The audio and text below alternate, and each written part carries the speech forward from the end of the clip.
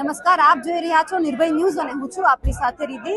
આજે જ્યારે વિસાવદરનું પરિણામ આપણા બધાની સામે આવ્યું છે, ગોપાલ ઇટાલિયા હવે જીતી ગયા છે, વિસાવદરના ધારાસભ્ય બની ગયા છે, ત્યારે સૌથી મોટો પડકાર હવે એમના માટે છે ઇકોઝોન। જે સતત લડત આપી રહ્યા હતા તે પ્રવીણ રામ અમારી સાથે છે, તેમની સાથે સીધી વાતચીત કરીએ। પ્રવીણભાઈ, હવે સૌથી વધારે મહત્વનો મુદ્દો ઇકોઝોન અહીંયા બની ગયો છે। ચોક્કસથી ઇકોઝોન 2016થી અહીંના ગીરના ખેડૂતો અને અંદાજિત 200 જેટલા ગામડાઓ, અંદાજિત 3 જિલ્લાને લાગતો પ્રશ્ન અને ઘણા બધા તાલુકાઓને લાગતો પ્રશ્ન છે। ત્યારે 2016થી આ મુદ્દાને લઈને મારી લડાઈઓ ચાલુ હતી। હાલમાં પણ 4-6 મહિનાથી પણ મારી લડાઈઓ આમાં ખૂબ તેજ બની હતી।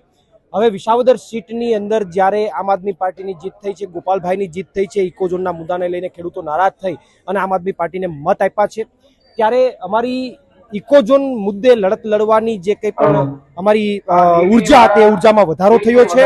આમની પહેલા પણ બોરવાવ તાલુકા પંચાયત અમે ભાજપ પાસેથી આંચકી લીધી હતી, મુદ્દો હતો ઇકોઝોનનો।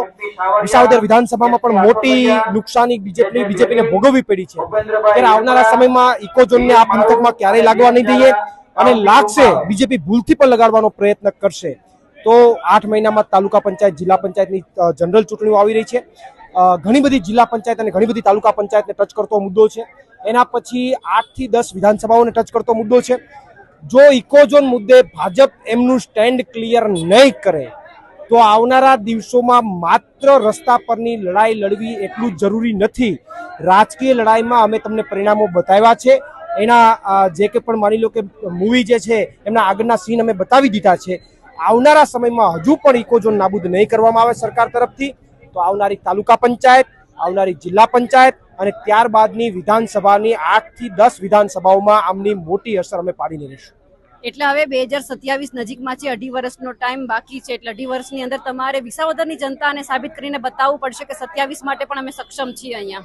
ચોક્કસથી એ અમારા માટે જે કંઈ પણ ટાસ્ક આવ્યો છે એ ટાસ્કને અમે પૂરી તાકાતથી પૂરો કરીશું અને એના કરતાં પણ વિસાવદરની જનતા હોય કે ગીરની જનતા હોય એમને વિશ્વાસ છે કે જ્યારે અમે કોઈ ધારાસભ્ય નહોતા, અમે કાંઈ નહોતા, છતાં પણ અમે ઇકોઝોન મુદ્દે ખેડૂતો માટે લડતા રહ્યા છે અને એક ઢાલ બનીને આ વિસ્તારમાં ઇકોઝોન ન આવે એના માટે કદાચ ગમે તે લેવલ સુધી લડાઈઓ લડવી પડે, એ લડાઈ લડ્યા છે, એનો ઇતિહાસ ગવાહ છે, તમામ ખેડૂતોને ખબર છે। પણ વાત રહી જ્યારે આજે જનતાએ, ખેડૂતોએ મતમાં અમને સાથ આપ્યો છે।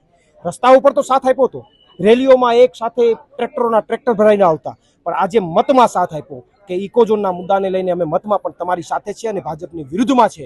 જ્યારે મતનો અધિકાર અને મતનો સાથ જ્યારે જનતાએ આપ્યો છે ત્યારે અમારી ઉર્જામાં, લડવાની ઉર્જામાં વધારો થવાનો છે અને 110% હું કહું કે આવનારા સમયમાં ઇકોઝોનને રોકીને રહેશું। જો નહીં રોકાય તો બીજેપીને સાફ કરીને રહેશું। ભાજપે ઇકોઝોનનો મુદ્દો ના ઉઠાવ્યો તો ક્યાંક ભૂલ કરી આ ચૂંટણીમાં? હવે તો એ તો એવું છે કે પોતે જ મુદ્દા લઈને આવ્યા છે, પોતે જ ઇકોઝોન લાગુ કરવા તરફ જઈ રહ્યા છે, તો એ તો મુદ્દો ઉઠાવે તો પણ કોઈક લોકો એને 2 ચપ્પલ મારે એમ છે। કારણ કે જે લોકો પોતે ઇકોઝોનનો મુદ્દો લઈને આવે એમના નેતાઓની જમીનોને બહાર કાઢે, ખેડૂતોની જમીનોને અંદર નાખે, ઉદ્યોગપતિઓને બહાર કાઢે, આખું ષડયંત્ર બીજેપી પોતે કરે અને કયા મોટે ખેડૂતો માટે ઇકોઝોનની વાત કરે। એમની મનસા હોત, એમની તીવ્ર ઈચ્છા હોત તો ઇકોઝોનને નાબૂદ કરી દેવો હતો ચૂંટણી પહેલા, પણ એમની ઈચ્છા એવી કોઈ છે નહીં, એમની મનસા કોઈ એવી છે નહીં અને એટલા માટે એ ચૂંટણીમાં બોલી શકે એમ નથી।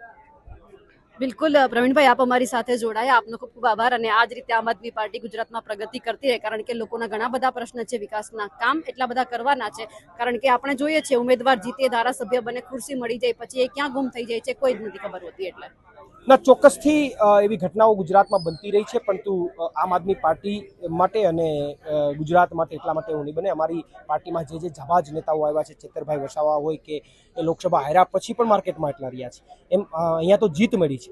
જીત મળ્યા પછી બેસવાવાળા અમે લોકો નથી, કદાચ હાર મેળવી હોય તો અમે ન બેસીએ, કારણ કે અમે તો લોકો માટે લડતા લોકો છીએ અને આવનારા સમયમાં રસ્તા ઉપર પૂરી તાકાતથી બમણા જોશ છે અમે દેખાશું।